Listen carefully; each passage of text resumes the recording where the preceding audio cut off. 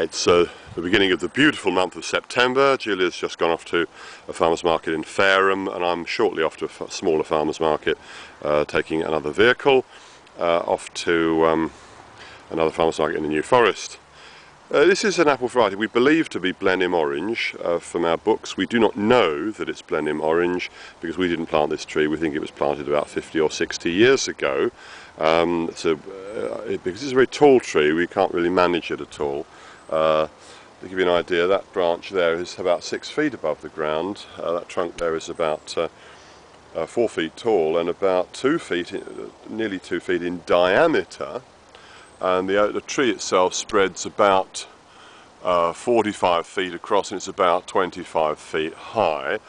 Because it's so big, we could only possibly manage it by going up it in ladders, which we don't do. So it tends to be very overgrown.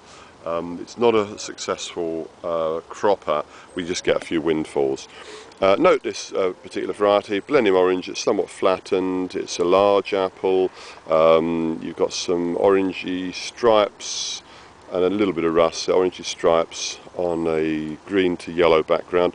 This is a famous old English apple. It tends to make a very large tree. If you're going to grow a Blenheim Orange, you want to grow it on a very dwarf rootstock, such as Malling 27 or Malling 9. Even 106 will probably be too big.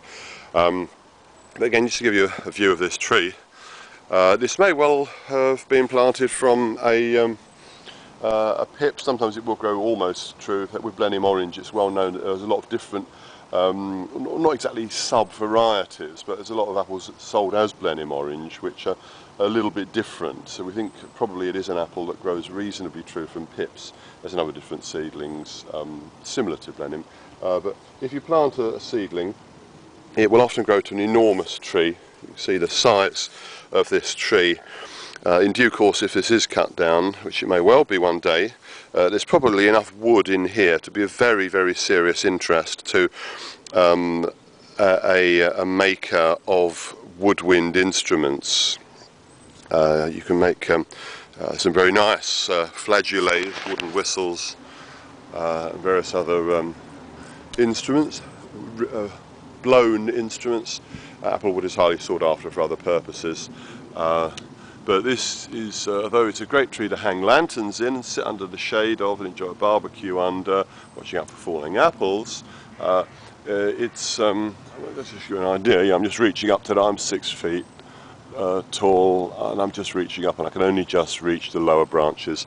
So it's this sort of tree, this sort of huge, massive tree, very difficult to manage, very light cropping. You'll get much more fruit from a small dwarf bush tree taking up 1/10 of the space of this. So if you want to have a really big tree in 40 or 50 years, then either a seedling apple rootstock or maybe something grown on its own roots may reach this kind of size. But I have no doubt at all it's not a good way to produce apples for fruit. Beauty, yes. Fruit, no. Which is why universally the industry has moved towards some smaller trees over the years. But a tree like this can be quite magnificent, can have a very special beauty all of its own. And of course it is reasonable to grow cider apples on bigger trees, although maybe not even as big as this, because with cider apples you allow the fruit to fall and pick it up from the ground. It's quite acceptable to do that with cider apples.